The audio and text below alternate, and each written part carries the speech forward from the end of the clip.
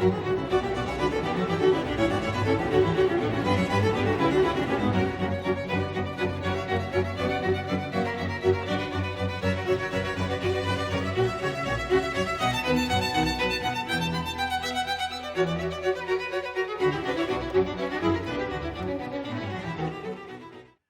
everyone. Welcome back to the show. I'm so happy to welcome back the great Professor Noam Sivan, and he is really one of the great improvising pianists of today. A really incredible musician, composer, professor, teacher, and he is a professor of piano improvisation at the State University of Music and Performing Arts Stuttgart.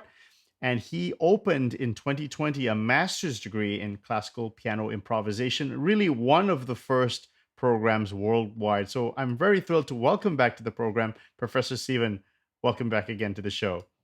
Thank you, Nikhil. Good to be here. It was really a great time we had on the first conversation. We covered a lot of things, and I think today is especially good because we have video, so people can actually see you. I remember there were some people who were saying the playing was so astonishingly good, but it was all audio. So now we can actually see your hands playing, and so it's going to be a real thrill. We're going to cover a bunch of different styles, and this time we have some actual things that you can walk us through, some real practical examples, which I think will be very thrilling. So first of all, actually, would you want to give an update on the last 2 years and what you've been up to? How is the master's degree program going? And just any updates you have. Thank you. The master's is going actually very well. We have students from 5 different countries, and there are some high-level pianists who already themselves improvise in concert. Some of them improvise complete piano recitals in different styles. Some of them do complete Baroque suites with 5 or 6 different dances, or complete classical sonatas. Actually, just today, I had some of my students perform on this piano in a lesson, 3-movement sonatas in classical style, romantic fantasies, 20th century, elaborating, using text and music also in freestyle, doing dramatic pieces, collaborations, lots of different things. And this is really going very well. And also one nice thing about the master's program is that there is a community, that they get to know each other, and that they play for each other and get feedback from each other. And actually this semester in particular, they all happen to be more in Stuttgart, so there is a really strong relationship between them. So this is going very well. Another thing I just started doing recently, I am now a composer in residence with the Stegreif Orchestra in Berlin, which the name Stegreif in German means improvised. So their name in English is the Improvising Symphony Orchestra. And this is an orchestra that plays classical repertoire, but with improvisations. And now I'm going to do a 2-year project with them, developing orchestral improvisation together. So actually improvising together with all the different instruments and creating a new production that mixes improvisation with composition, with also aspects of group versus individuals, social interplay, the aspects of a concerto genre, of soloist versus the group, and how that plays out in human relationships. So it's musical and extra musical at the same time. So that's one project that I'm working on. And besides, I just continue doing my own solo improvisation concerts. I just had a couple of those recently, improvisation recitals in which the first half I can play improvisations in different styles, second half maybe one longer continuous improvisation. So doing concerts, master classes. But I have my own ensemble here in Stuttgart, also interdisciplinary, and exploring improvisation not only among musicians, but between musicians and artists in other art forms. So I do lots of things, but they are all related to exploring improvisation and creativity. Right. I had a question which relates to the level of your students. Now, you've been teaching improvisation for a while. Have you noticed that students are the level is rising, or has it like has, because improvisation was quite rare in classical music. You can attest to that. Have you noticed a younger generation coming in with a higher level because the culture has changed over the last couple of decades or years? Possibly, possibly. There is definitely more interest, and there is also a lot more we need to do in terms of just how we bring it more, how we make it more widespread in concerts, widespread in music education. So I get all kinds of emails from people telling me that I always wanted to improvise and my teachers didn't let me, and now how do I get started? So I have those kinds of things. The people who come to the master's program, they already have experience and they already have some interesting things going on. And of course, they want to deepen their understanding. And they could be mostly pianists or mostly composers. And sometimes they have strong background in music theory, and sometimes they are more performers. It depends. So there can be different things. But in terms of the level rising, possibly. But I think there has to be much more. Then we need to have more programs like this, and there are a couple of more, but we need to have just more improvisation in concerts and more improvisation in education. And of course, I see, like you said, that there is more activity in this area recently. So I do hope that in the future it will be more widespread. Now, are you a tough teacher? So, like, for instance, I'm wondering because, like, it must be interesting on grading someone in improvisation, because in some senses, improvisation is a creative, personal thing. But, you have to have some sort of way, some metric to say this is good, this is bad. So, and let me, I mean, how do your students, like, when you are working with someone on something like this, are you extremely rigorous in certain aspects? Are you looser in certain other areas? That really depends on the student and on the specific situation. So the basic approach has to be a welcoming approach, a supportive approach, and you cannot start in any other way. You have to be supportive with whatever the student can do at this moment, and that goes the same for the most advanced and the beginners. You have to start from where the student is at that moment, and then walk step by step.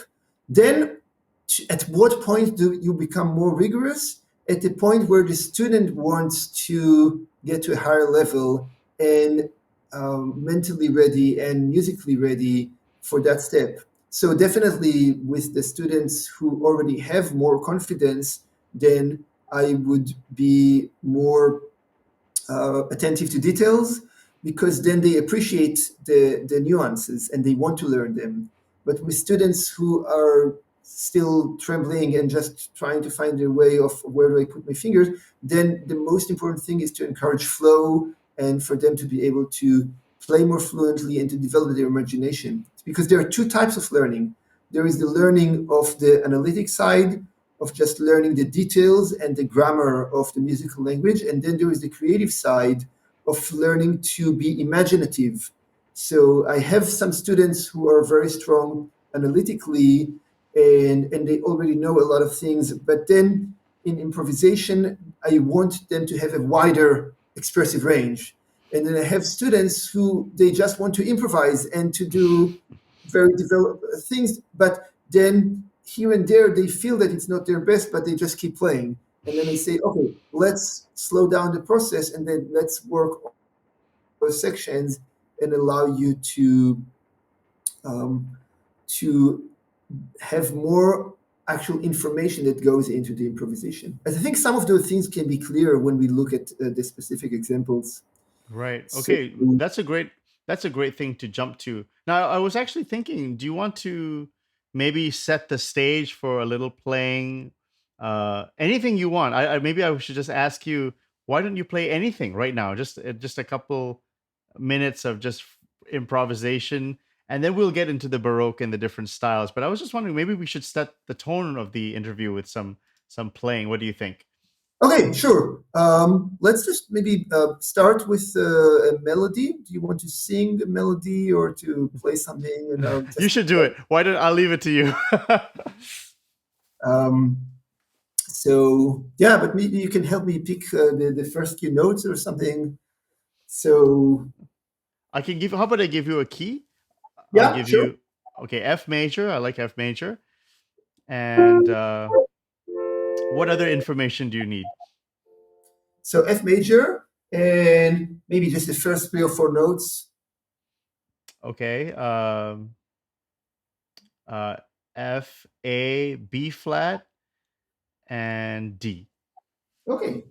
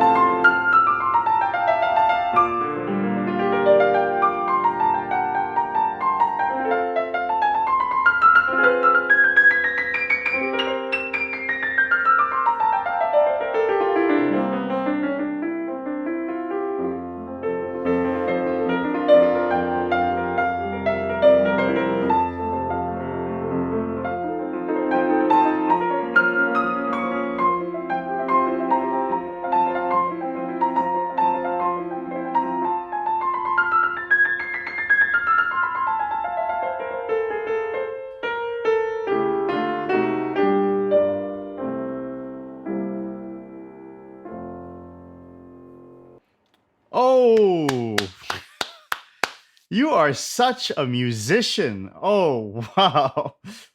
Professor Sivan, I mean, you are such a musician. I mean, it's so hard, so rare for me to say that nowadays to people, but I am that's incredible. Wow. Now, what did you give some now obviously we're not going to spend we can spend the whole hour talking about that, but give us the audience some general takeaways from what you just did.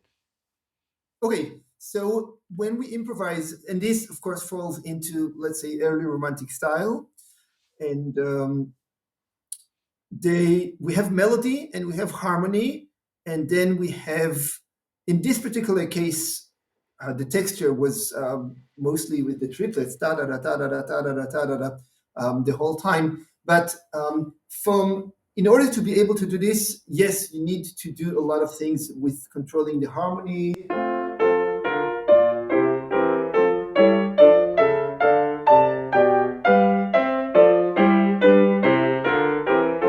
To practice just chords and various progressions, various sequences, various all of those kind of things that You have to learn in order to really be fluent with the grammar, so that if I want to modulate to a particular key, or if I want to go in this or that direction harmonically, I don't need to think about it too much, because I also have the melody to think about. So that's from a perspective of harmony, learning the language is learning a lot about the chord progressions and the possibilities. At first, root position chords, six chords, later modulations, sequences, and then all the other things that you have. Now, with working with a given melody, or with a given a few notes. So the first thing I have to do is to figure out what kind of rhythm I will use with these notes at the beginning. And I chose to do tam pam pam pam pam pa pa ram. But I can also start.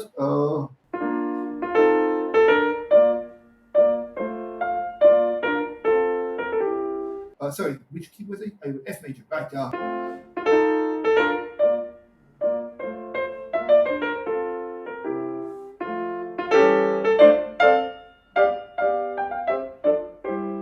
So it is to the same beginning, or I can use the same beginning, and if I want to do it in I don't know.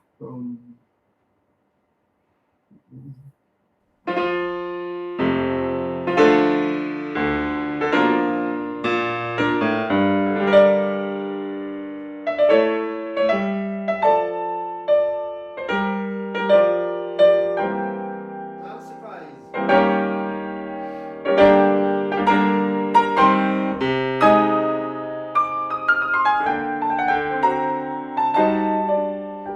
I'm taking the intervals, and the last thing I played, taking that in first position, and the harmonic coloring. So those are about alternative possibilities that I didn't do in the improvisation. But back to the improvisation. So once I have the first phrase, very symmetrical, very square, metrically speaking, and then I did another one, probably this one, just going to half cadence, and from there. So there are the aspects of the phrase structure. Working with the given few notes, it is important to remain consistent with developing the motive, so that leads to something more cohesive. Very often, people, I work with students, and they start with the motive, but then something else comes up, and then they forget what the initial motive was or how to develop it. So that's why it's important in the beginning of the improvisation to develop the motive so that you can remember it. And Right. then, and also compositionally, it makes sense, because then it gives you coherence to the piece. Of course, the other side of it is that you have at some point to also add additional things, so that the piece is not overly obsessive with just this one thing. It works in Beethoven 5, but it doesn't always work. That you use just one thing obsessively, and of course, in Beethoven 5, there are lots of ways in which he makes it work. You Right. have the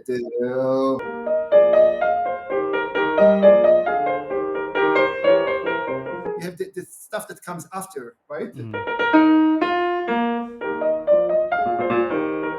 So taking the initial material and adding something else on top of that. That's Yeah. another thing that we can do with this. Well, Yeah. can So that I briefly about the last improvisation. Yeah. let's go through the material, because we actually have a great program to cover today. So you sent me something about different worksheets that you might maybe use with some of your students. Which one would you like to start with first? Maybe the Baroque Sarabande. Okay, let me pull that up here. And now, why don't you explain what exactly you use, what this is, and what you use it for? Okay, so maybe you can zoom in so that we can see, for example, the first three lines. Oh, then we lose something. Yeah, you can start with this. Maybe zoom out a little bit so that we can still see the entire line. A little bit like this. I think that's it. Very good. Thank you. Okay. So here, what we have is of course a figured bass. You see the bass and you see the numbers, and the meter is 3/4, and it says sarabande. So we have 8 measures, repeat, and then another 16 measures and repeat, and then we have the same chord progression in a different key. So the first one G minor, the second one in B minor. Now, when you look at it, you can just play the chords, right?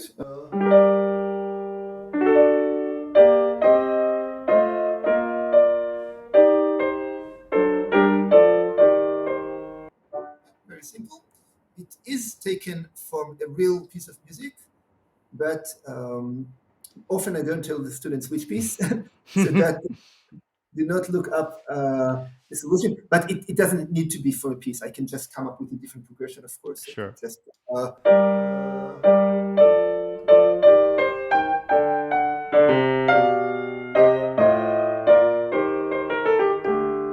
slightly different. Right. It can be a lot of different things. But anyway, let's start with the progression that's on the page. Okay. So what we see 8 measures that start in the tonic and get to a half cadence.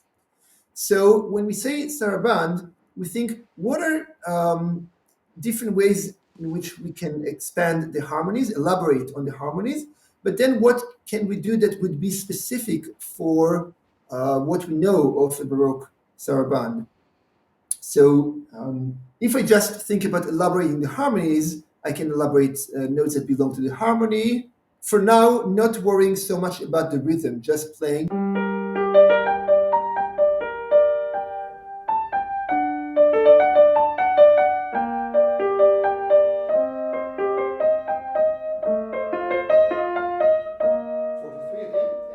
And now I will say, okay, let's now add more passing notes, neighboring notes, also appoggiaturas.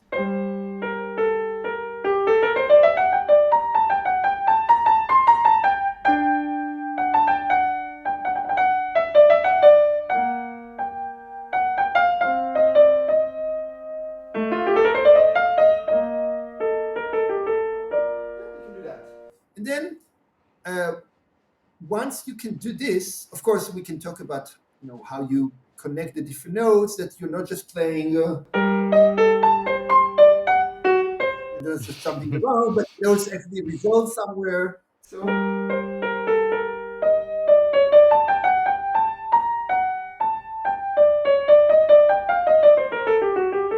the relationships between the consonances and dissonances and so forth, and how you emphasize them, how you play with expression, not just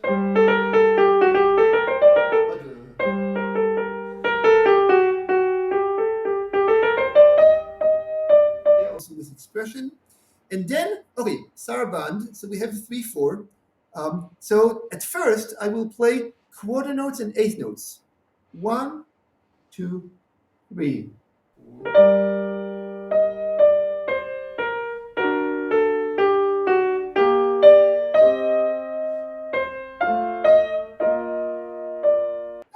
So I'm playing quarter notes and eighth notes, and I put them together with the chord progression. Now I have more freedom to add some 16th notes and other rhythms.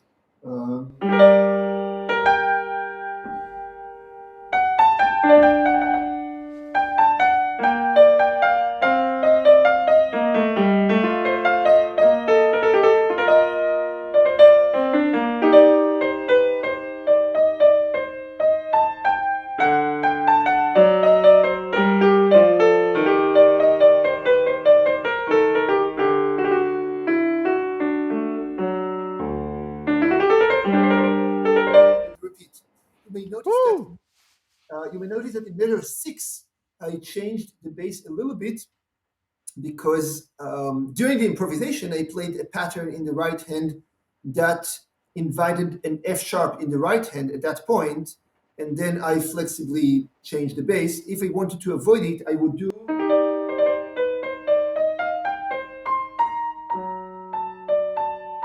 Instead of. So those are the things that emerge from that. So I may have skipped a few steps in the process now, but this is sort of the step-by-step process of how you get there. And then once you can do that, then another thing you learn to do is to play a different chord progression. Let's say we start the first 4 measures, and instead of going to B flat in measure 4, we go to half cadence. And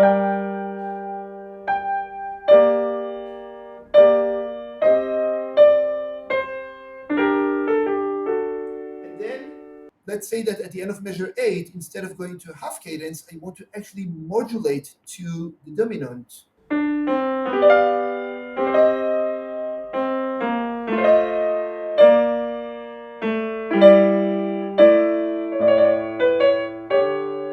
then pick the third.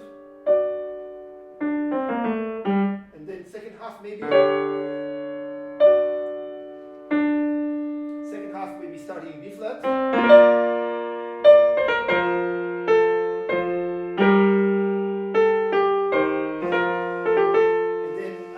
Another 8 measures, let's say I want to go to C minor. And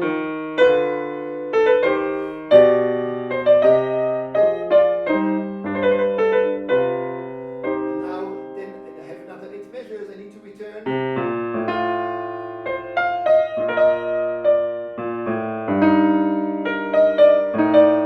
last 4 measures, finishing.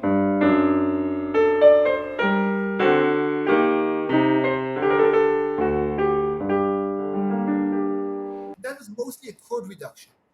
And so you work on improvising the harmonies 4 measures at a time, and then later you can add the elaborations, the additional notes that belong. Now, I have a question, Professor Sivan. Now, it's clear that you have a vast command of repertoire, that your vocabulary is rich. Did that take years? How did you, I mean, how much is generating ideas from pure theory? Or how much is taking a good idea that you've seen in repertoire and playing around with it? Very good question. Very good question. There has to be a balance between several different things here. So, yes, knowledge of repertoire is essential for that kind of improvisation, because the improvisation is in a particular language, in a particular cultural reference, we can even say. So the more you know about what composers were doing at the time, then you have a richer language from which you Can I draw. ask a specific question? Like, how much Baroque repertoire do you know? Like, just to give a ballpark for someone who has no, like, how much would a great improviser know? I don't know if it's something that I can answer quantitatively, but it is in my situation. I was always passionate about learning music. But sorry, I now realize that I haven't answered your previous question. I just wanted to put this in context. Oh yeah, go ahead. Sure. The previous question was finding the balance between what you learn in the repertoire, what you learn about the, let's say, called the grammar of the language, and then the creativity of just being able to create different things. Mm-hmm. And this is something that also needs to be practiced, to create different versions of the same thing, or to do something differently, or to constantly to not repeat yourself. So that's also an important part of it. But then back to your question about the knowledge. Sorry, one more thing about it, because a lot of people focus on the learning and learning the repertoire, learning the theory, but then the creativity also needs to be practiced. So I want to just to emphasize that this should not be ignored. That this is the flow, the creativity, how you develop ideas, how you come up with new ideas, and then you try one version, then another. Now back to the question on repertoire. So I will answer it both for myself and then also for the things that I tell students. And just to prime that, I read a story that Beethoven could perform the Well-Tempered Clavier by heart or something like that. And so, I mean, imagine someone like you has played so much music that you kind of have you can relate to that. Definitely that helps to play a lot of repertoire. And yes, it is true. Beethoven learned the Well-Tempered Clavier as a child. His teacher emphasized that, and that definitely helped a lot. Also, it is known that Chopin was practicing Well-Tempered Clavier before his concerts. But anyway, back to my own path. I was always passionate about learning music, and I always wanted to learn more and to get to know more repertoire, and listening, reading scores, playing things at the piano. So when I was studying at first piano with my mother, I looked at, okay, what music do we have on the shelf, and I was just starting to read, to get to know the different sonatas, different pieces that the composers were writing, and later I was interested in string quartets. So I took from the library the scores for string quartets, and then symphonic repertoire, and went to concerts. And so just the process of learning more, and a lot, not just listening, but also reading the scores and getting to know the pieces and thinking about questions. For example, if the thing that we just talked about, the harmony, which keys does the composer modulate to? What happens with the chromatic notes? What happens with the structure? So always asking questions about those things. And then, of course, I was also a student officially in different programs. So I took classes and all of that. But I think it comes from really the passion to learn music. And I really wanted to learn music to the end, to understand everything I could about how it works. And in lots of styles and new music also. I was living in New York, and in my 20s, I went to the opera all the time, and I went to new music concerts, and then I kept getting to know the symphonic repertoire, just learning a lot. And that was even before I did improvisation in the way I do it today. That is, today it's really central to my activities, but that took a while. I was a pianist, I was a composer, but then when I started doing improvisation, then all the other things inform the improvisation. Right. So is the knowledge of the repertoire and the study of music theory and the study as a composer, writing operas and string quartets and for orchestra and for the different instruments. That was very helpful when I started teaching improvisation for all the different instruments, and also the compositional mindset in improvisation. So to be Right. a composer, I've written 50 or 60 pieces that are fully written and have nothing from improvisation in them, but that helped. And of course, as a pianist, to play the repertoire. So all of those things then inform the improvisation. And this is, of course, other people have other ways of doing things, but at least in my own experience, I found that it absolutely helps to experience music from those different angles, so that it informs the improvisation. And then for my students, what I tell them, you want to improvise a sarabande, look at the repertoire, play harmonic reductions, look at this, look at that, do all of those things, and then learn what happens with the melodic patterns, with the harmonic patterns, with all of those different things. So this is how you do that particular genre. But even before you do a particular genre, you have to learn the language grammatically. Chords, melodies, there is no way around it. There are no Do shortcuts. you get students who come to you with pretty, I guess, modern harmony understanding, Roman numeral analysis, function theory? Does that assist in improvisation? What's your opinion on that?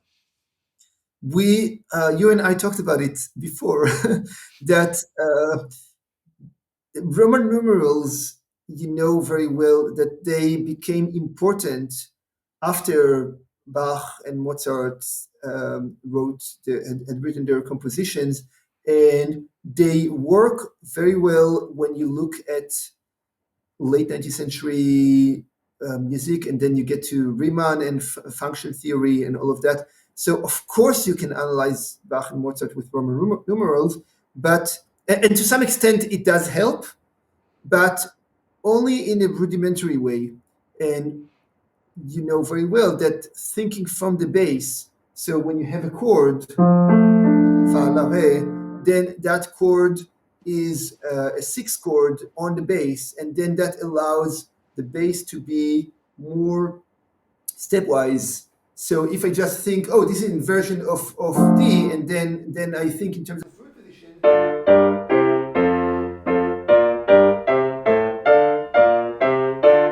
then then you have becomes more heavy-handed because it's just preposition chords, and instead of the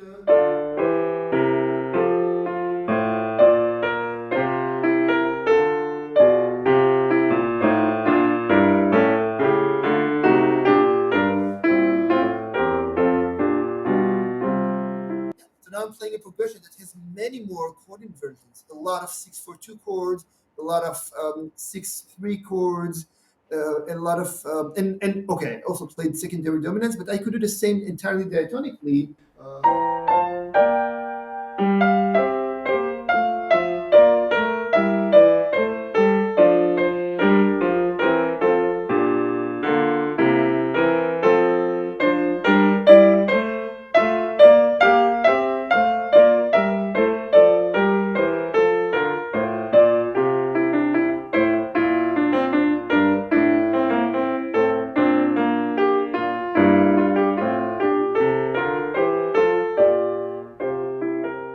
That was entirely diatonic in F major, but then it uses 6 chords, and so you recognize a lot of sequences. Sequences go up and down, and those kinds of things. So you cannot do that with Roman numerals.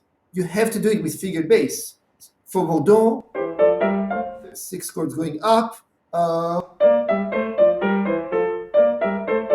sequence of those kind of things going down. So all of those things, you have to do it with thinking from the bass, and Okay. and that's figured bass. So now Roman numerals, yes, we learned them, we know about them, and they, especially with understanding the basic functions, tonic, subdominant, and dominant, deceptive cadence, mediant, secondary dominant, some of those things. This is the extent of where they can be helpful, but I would not start doing, I don't know, if I have this chord, let's say,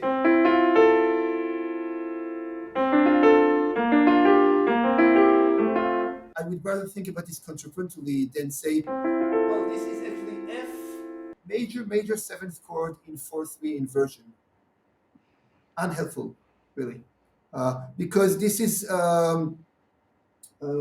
it's much better explained in contrapuntal terms and in terms of Okay. figures. Yeah. Okay.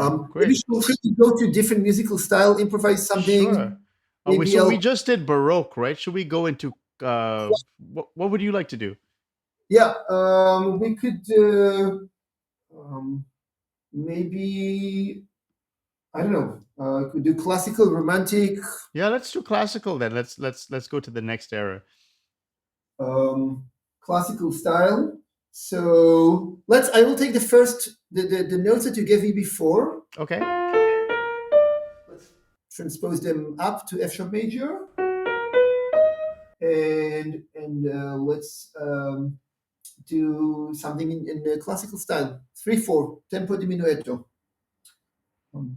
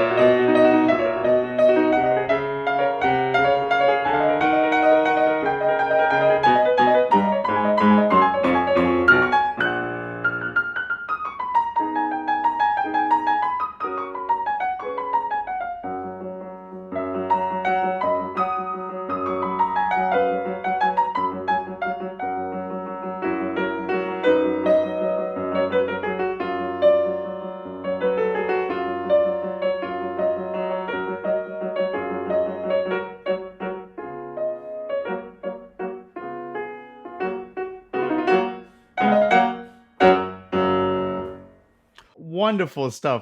And I just have to marvel. I mean, I wonder, like, I always am fascinated. What are you thinking when that is going on? I mean, that is I have to know what is the thought process. And you've been elaborating it while we were talking. And since that was a little bit more fleshed out than the other one, because it was a little bit longer, more substantive, do you want to just talk about some of the things that you did in this one compared to the first improvisation that you did? Okay, so so my mindset was okay, classical style. So I thought I can start with what could be unison, forte, and now thinking about it, the rhythm of this opening. You talked about the relationship to repertoire. Um, I didn't think about it when I played, but now reflecting on it, it reminds me a Mozart string quartet. How does it go? Um,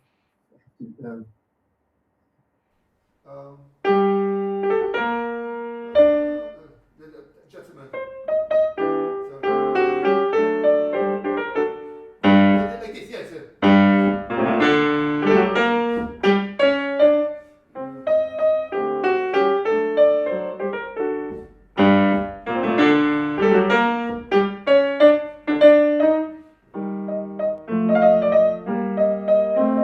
So forth. So it's Mozart K387 string quartet, second movement, the trio of the minuet.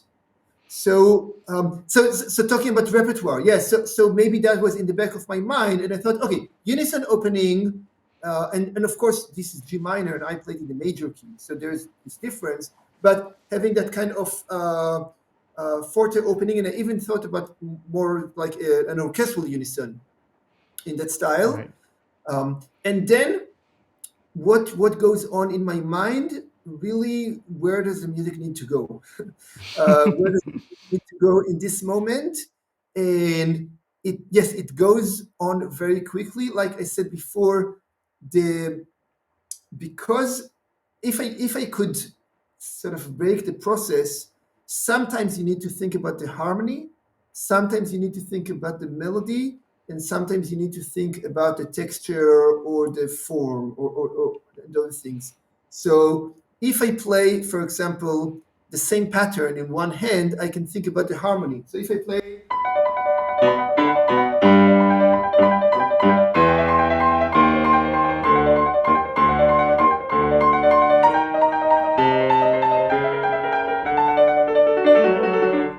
this, so I can focus on the harmony because there is not much happening in other ways. Right. The same thing. But if I want to focus on the melody, so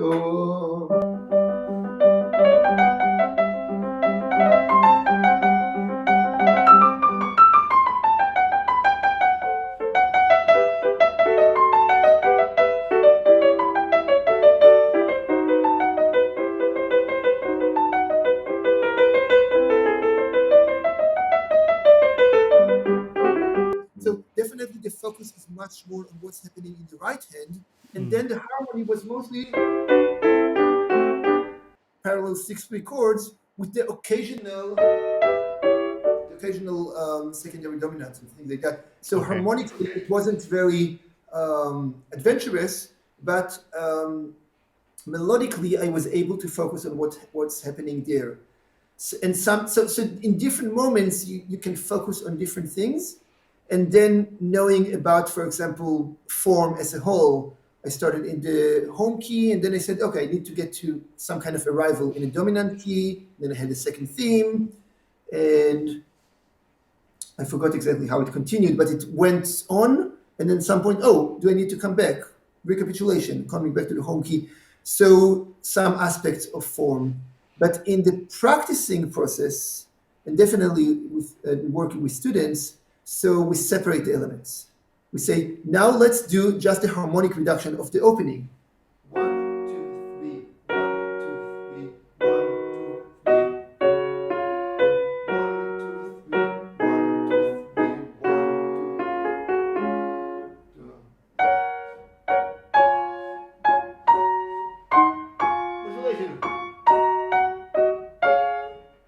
2. continue. Yeah, so I you can do that. Or you can just do melody with bass.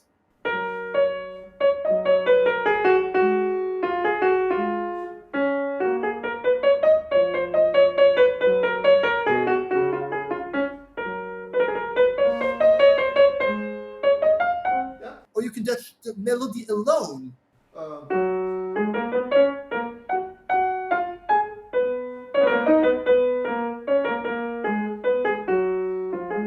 Practicing in unison. Lots of different things you can do. Two voices, one voice, chord reduction. You can break it. You can break the process in so many different ways in terms of what's being played at that right, moment, in terms of the length of the section you're working on, just 8 measures or just something. right. Do you have a recommendation for beginners to learn chords like figured bass? Do you have like some people like Fenaroli, some people like Dondrieu, some people like there's some books in Germany that have been published. I think about I think Leonard Schick mentioned there was a professor who published something. Do you have a text that you like to use as a reference for learning chords, positions? Just really getting good fundamentals. Yeah, I recommend for me, really one of the best is the Handel Continuo. Mm, It is because it is so musical. And Handel was, of course, an excellent composer in his own right. And he starts with root position chords, then goes to 6 chords, and then some others. And then this, of course, has been published and analyzed. And so this is one collection that I recommend. The last chapter of Carl Philipp Emanuel Bach from his essay, when he talks about improvisation, you have the rule of the octave going up and down in different ways, and then modulations from C major to all the keys. That's good after you already know some figured bass, because he doesn't. You mm. have to read the earlier chapters. Now that Also, chapter is so dense. How do you teach people to learn all the rules in thoroughbass? well, okay, so I mentioned Handel, Yeah. and maybe let's put C.P. Bach in the aside for a moment, and then Hermann Keller, thoroughbass. I'm sure you know about this. The first chapter, he goes just explaining all the numbers, and he gives you some sequences, and he gives some modulations. Now, of course, Fenaroli is also good, and lots of other materials. So for learning figured bass, you have a lot of options. Okay. I don't think this is a problem. um, the question is, what do you do with what you learn? Yep. The question is, how do you take that and you start improvising melodic material with Mm, this? And then how do you develop your imagination so that you can go in different ways? So right. figure based, but I use Handel a lot, and Handel has the regular exercises and then the fugues. And then CPE Bach, once you do the other things and you know how to play figure bass, then CPE Bach is good because it shows you different options for rule of the octave operations. Then you have pedal points. Then you have, for example, just as an example, he says, if you want to go from C major to G major, he says, you can do this. Then you can do this. And this is.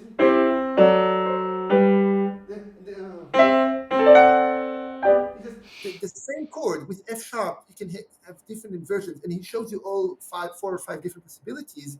And then when you learn about this, you can practice modulation to the dominant in so many different ways.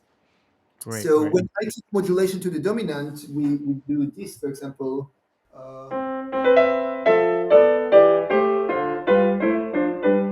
Again.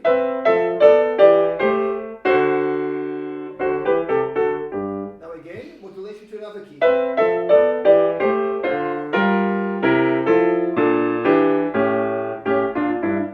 Yeah. So you have to start with the same starting point and you modulate to different places. That's wonderful. No, we look at the time. The time's just been flying. We haven't even gone to the romantic. I would love to get to the romantic. So there's something you talked about sample textures in the romantic style. Yeah, you can look at that. You Okay, can let's look at that. let's bring that one up. Okay, so explain what these textures are. Oh, So should I zoom in a bit? if you take, for example, the first and second lines are the same music. If you can see the first one.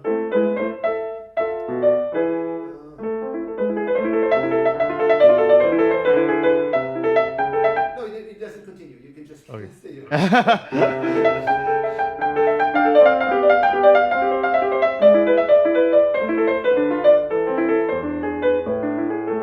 Okay, so this is more advanced. So if you already know your chords and you already know what to do with chords and melody, then we say how many different versions do you have? You could do this.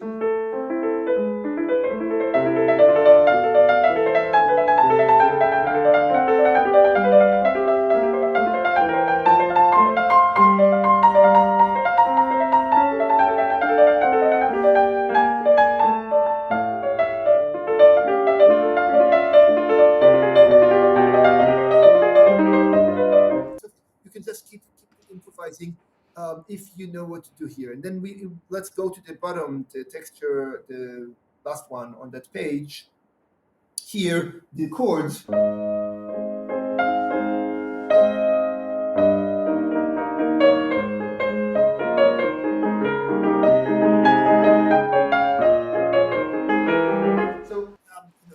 if you think about the kind of things that Mendelssohn does, some without words, different possibilities. So you could have those kinds of textures. And then when later you see what are the kind of things that, I don't know, lists might do. If I just take this opening,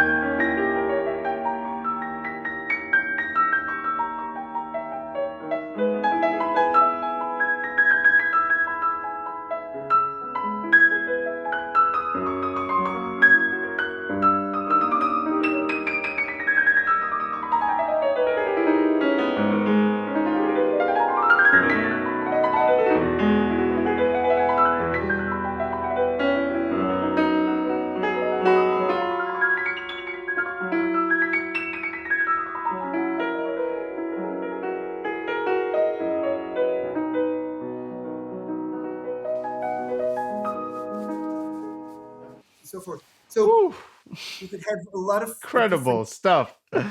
You are the a lot, master. okay, a lot of different textures in the romantic style. And now, of course, I went very quickly through things. But Each there's a one of lot it. of okay. So wait a second. That technique was sensational. Do you need to do a lot of like churny etudes, list etudes to? Because obviously the diminutions. I mean, your fingers are flying. Do you have to get used to that kind of those kinds of exercises to move like that? Okay, do you know how Franz Liszt practiced? Let So me know. he practiced because he really invented the piano recital in the 1830s, and he practiced scales and arpeggios and octaves and chords like everyone else, but he also practiced them in applying them to improvisational patterns, so that it is not just playing the scales like this, not like this, but also playing.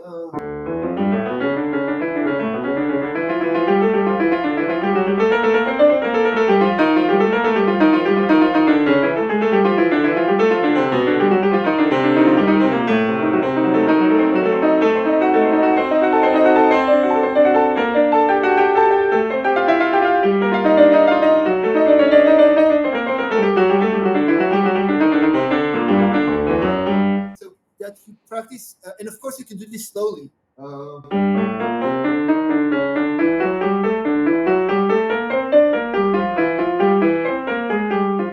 And after you learn chords and you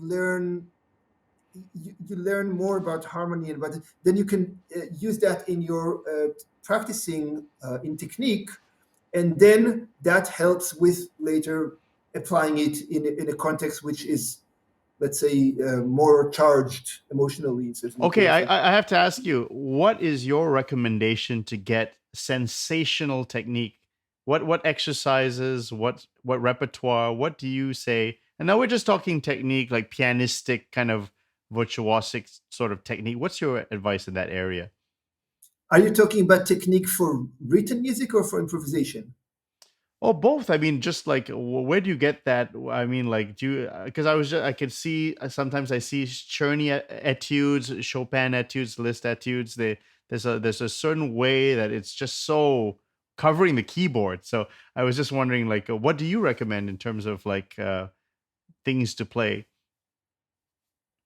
Well, of course, you definitely learning these etudes helps you. But as I said, if you want to learn to do this for improvisation, Hmm. it is not enough just to learn the etudes, but you also have to learn the harmonic grammar of the style, and then to connect between melodic material and harmony.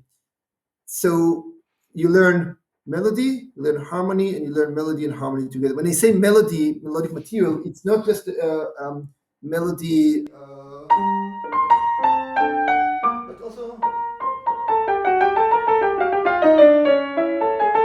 melodic material. Yeah, 16 notes, triplets, eight notes, faster material Mm. that moves with stepwise motion. So you have to learn those things as separate exercises. And if you, let's say, you practice, you did all the figure bass. um, so you did your exercises from those different things, and then you practice playing chords and modulations and sequences and all of those. Then you can apply this in a particular genre. For example, in Baroque style, you can do Baroque genres, preludes, sarabands. In Romantic style, you can do song without words, for example, things like that. And then if you want to get to the point where it's more virtuosic and covering the full range of the keyboard, you can practice those things slowly. As an example, if I just take those four chords and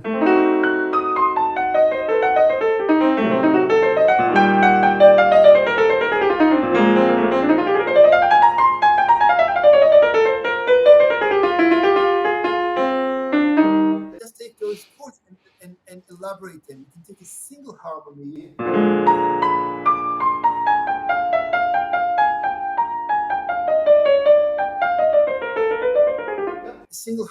and then think, okay, what are the passing notes, the neighboring notes, the things that connect Right.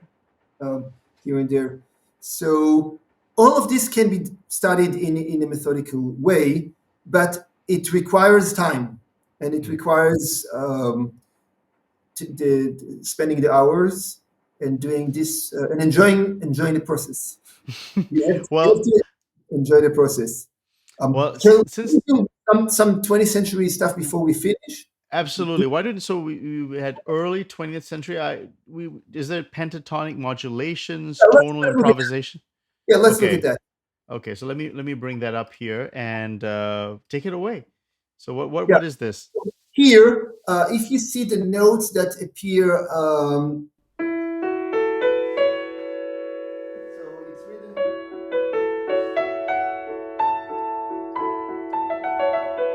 five notes, and then on the same note, we can move and modulate to something else. So if I improvise with this. I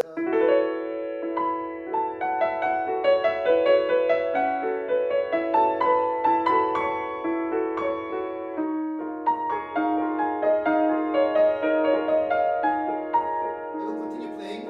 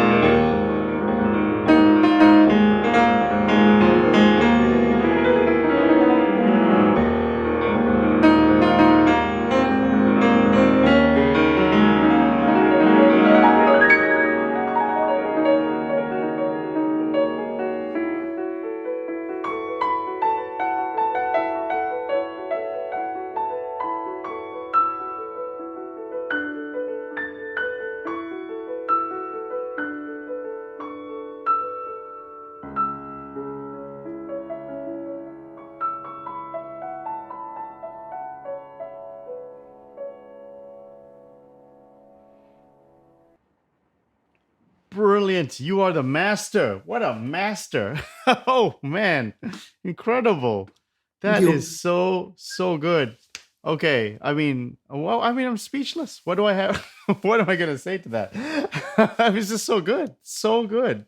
Maybe, okay. So we had come out of figured bass and into something new here. So is there any remnant of the figure based thinking, or are you really you have a different thinking here? The thinking here is less about major and minor keys and more about modal approach to key signatures and collections of notes. So the example we had on the page was when we start with this, there's 5 notes. This is pentatonic, of course. And then with a common tone, we have a different pentatonic. And this is how you can move between them. And then once I'm here, I can add the additional 2 notes to keep it. Yeah. So I can turn it into a 7-note mode or skill. And what helps me to prevent it from being, let's say, A flat major, but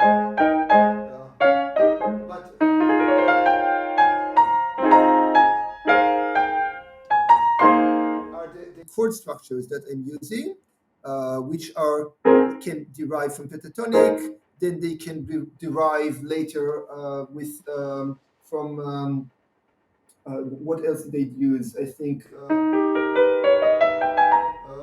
I used the note collection that can be called harmonic minor, but it's not used as such. Of course, later you can turn it into octatonic.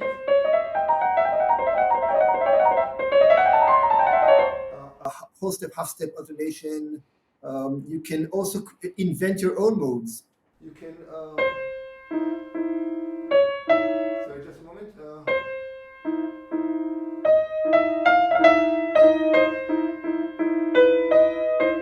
These are just 5 notes. Now I change.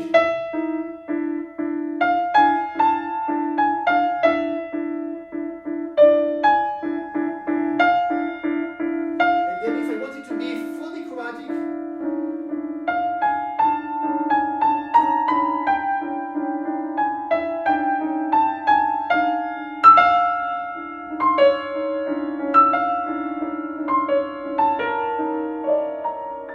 so the path from thinking about the mode to using all 12 pitches it really depends on how you want to control it. And for me, this is one of the beautiful things about improvisation is that you can create a transition between different harmonic languages. Mm. If you make the transition gradual enough, you can carry the listener through this journey of just starting in one place and then you can start very diatonic. For example, I start now I changing only one note.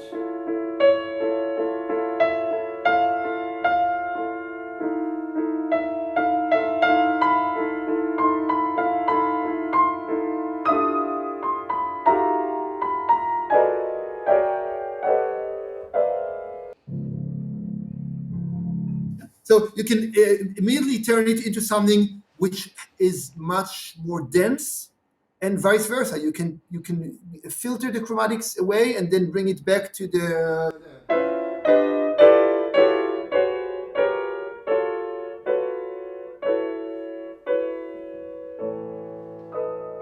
You can return it to something which has more clarity to it. So this is possible. Of course, this is really, really just yeah, a little bit of a huge topic Yeah, of and I mean we didn't get. I mean, like it's so fascinating because uh huge topic of 20th and 21st century music and the kinds of possibilities that you have. But I will just say that for me, it is really fascinating to explore being multilingual in music. so that it is this is the times that we live in. You said, okay, there is this um, um, improvisation, resurgence of improvisation, people doing more and more of it, and now we can also do improvisation in lots of different ways. Um, and whereas for many years people thought, okay, improvisation, jazz. So there was this Exactly. close link, and of course, wonderful tradition of jazz improvisation for now well over 100 years. And if we think about the classical music tradition of, let's say, I don't know, hundreds of years of repertoire, then a lot of improvisation can come out of that, and which can be 18th century or 19th century or 20th century, of course, 16th century also, we didn't touch it, but lots of different things, and up to 21st century. So all of those things are possible in improvisation. Well, to end off, Professor Sivan, I mean, I think you are such a masterful teacher and player and improviser. Maybe we can ask a big question, which is, um, what does improvisation mean to you as a musician? Is it a skill everyone should have? Is it a skill that has a purpose, uh, obviously for performance, but does it help you in your composing? Should a composer know how to improvise at an instrument? I mean, these seem like obvious questions, but I mean, I'd love to get your take on this. I mean, what is the importance of improvisation for a musician and the purpose of it? Okay, so I first of all I want to dispel a myth here that people can listen to it and say, "Oh, I don't know if I will be able to do this," and sometimes people have those reactions.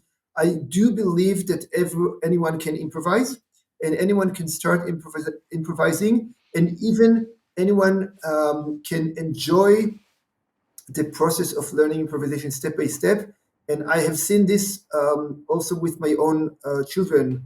So I have three children, and I started teaching them improvisation when they started learning musical instruments with the few notes that they could play. So you can just improvise with just one note or two notes, and then it grows from there. And it is possible. And even when you are, let's say, in your 20s and 30s or 40s or 50s, and in any age, and you want to start improvising, you can do it. And it is important to be positive about the process and not compare yourself to someone who's already more advanced, but to really focus on what am I doing today that is possibly different from what I did yesterday. So that's the Right. comparison in the learning process with short and manageable exercises. That's about the process. Then about the benefits. So many benefits for a musician. It connects the ear and the mind and the fingers. We talked today about piano improvisation, but also with melodic instruments, whether you play the flute or whether you play the French horn or the double bass or any instrument or the marimba, any instrument that you play, you can learn to create melodic material. And so you can improvise 3-minute pieces, 5-minute pieces, and you can also improvise in relation to a chord progression, improvising variations. It helps you to listen melodically, to listen harmonically, to develop the ear, to play by ear, which a lot of classical musicians are struggling with, playing just what's written. To play by ear, to be able to do that, and to think compositionally, to understand how music is put together. Then when you look at written music, you understand better what the composer was thinking, writing the notes there. It's not just, it didn't just arrive from heaven and it's there. People were writing it. Those people were improvising. They were improvisers in those times. So definitely for performers, a big benefit. Stage fright, dealing with stage presence, confidence, learning not to be afraid of the instrument, that you don't need just to put something in front of you to be able to play. You can harmonize songs. You can play. You can create little pieces. Just so many things that you can do. And for me, it's also about creativity. That we learn to be creative, and creativity is an important value in life. Then for composers, composition and improvisation are two different ways of creating music. In composition, the structure is very strong. Mhm. In improvisation, the flow is very strong. So When you are a composer, composers are working very hard trying to create pieces that have a natural flow, that sound seamless, that they just move naturally from one moment to another. And you sit at the desk and you work hard to try to create that feeling. Then, when you practice improvisation, you practice that aspect of composition. So, definitely, it helps with getting a sense of the overview, if getting a sense of the direction of. I just talked about transitions, learning how to do transitions, and also when you improvise with other people, there is the aspect of composition and group playing. So I think it is yeah, immensely beneficial for musicians. And I will also say that for audiences, witnessing an improvised performance is a special experience because you do not only listen to the music, you also listen to the process of this being created. And that highlights what a live performance is. Brilliant. I mean, well put. I mean, so well put. And you're a great exponent. And I think so many people are inspired by your model and your example. To end off, Professor Sivan, do you want to plug anything? Do you want to mention things? We talked about your master's program. Is there anything you'd like to mention for my audience to take away at the end of this interview? So, yes, the master's program is for those who are serious about improvisation and want to take it to a high level, to perform it, to teach it, to be really ambassadors of improvisation. And some of my students are already doing it, taking it to different countries to their various concert activities and teaching activities. And I would also say that as a culture, we should also welcome improvisation in various forms to be able to include it in concerts today. Some presenters think, well, I don't know if we should have an improvisation concert. Is it classical music? Is it not? Is it jazz? Is it this? Is it that? So there is sometimes a hesitation. Will the audience understand what the music is about? Should we just put a bit of a sonata and that's it? And so, what I would say is that it has enormous potential for enriching the culture. We're not only preserving the heritage that we inherited in terms of the works of the past, and not only performing music that is being written today, but through improvisation, we connect between all the different facets of improvisation. I will just actually end with something. um, I was giving a masterclass in Berlin a couple of days ago, and one of the students said, she said, this is really where everything comes together. This is the ultimate challenge. And I want to be able to do this because this is, everything you learn about music comes into what you do with it. And interestingly, they understood it in the 18th century, not Mm, only when kings asked Mozart to improvise on given tunes, but also when they were doing auditions. There was a story of a young flutist coming to play for C.P.E. Bach, and he said, okay, I would like you to improvise your own fantasy. So it was really normal in those mm. times. This is what you test musicians on. And it was unthinkable for them to say, okay, play something you practice for 2 months. But why, everyone can do it. You practice it. So that was a completely different mindset Right. back then, 250 years ago. And of course, we have learned tremendous amount from practicing and refining. And Mhm. to the present day, and I teach it, and it's beautiful.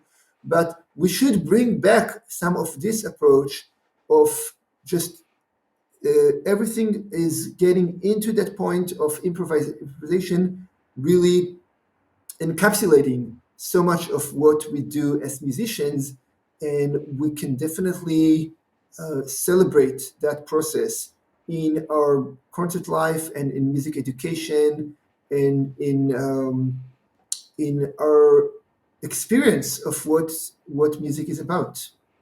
I mean, just excellently put. I mean, the master, Professor Noam Sivan. I mean, like, what can I say? This guy is it's one of the best. I mean, so what can I say? I mean, amazing, amazing. Thank you for all Thank you. your hard work in this endeavor, pushing the culture. You're certainly having an effect, and I hope that I mean, I wish I knew about you when I was a young student. I mean, that would have changed my whole trajectory. Would have just changed it would have changed everything. And I hope maybe there's a young person out there who's watching this and can say like, yeah, that guy's that's it. And see, it can be done. It can be done. I certainly remember that when I was learning jazz in a jazz contemporary school, there was always this there was always this imperfect way of taking like the jazz approach and trying to put it on classical music, and it sort of worked. It just didn't quite get it. And now I know that there's all these practitioners out there, and you being one of the best who know how to do it in a systematic way. And I just hope that more people just find you and find your work. So, Professor Noam Sivan, thank you for being on the show. You have to come back again, please. And let's not make it too long next time, okay? Sure, sure. Thank you very much. My pleasure.